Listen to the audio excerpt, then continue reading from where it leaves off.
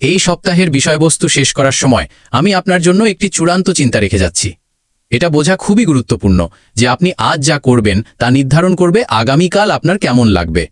আজ আপনি যে সিদ্ধান্তগুলি নেবেন তা নির্ধারণ করবে যে আপনি আজ রাতে ভালো ঘুমাতে পারবেন কিনা এবং আগামীকাল একটি ফলপ্রসূ দিন কাটাতে পারবেন কিনা। আর এই ছোটখাটো বিষয়গুলি সময়ের সঙ্গে তাল মিলিয়ে যায়। ছোট ছোট বিষয়গুলি বড় পার্থক্য করে দেয়। সুতরাং আপনি যদি সফল হতে চান, আপনি যদি সুখী হতে চান, আপনি যদি মনের শান্তি চান, তবে এখনই কঠোর পরিশ্রম করুন, এখনই পুনরাবৃত্তি করুন, এখনই ত্যাগ স্বীকার করুন, এখনই পরিতৃপ্তি পেতে বিলম্ব করুন, যাতে পরে আপনি আপনার শ্রমের ফল উপভোগ করতে পারেন। এবং আমি জানি এটি করার চেয়ে বলা সহজ, তবে আপনি যত বেশি এটি অনুশীলন করবেন আপনি তত ভালো হয়ে উঠবেন। তাই আজই শুরু করুন, ছোট লক্ষ্য নিয়ে শুরু করুন।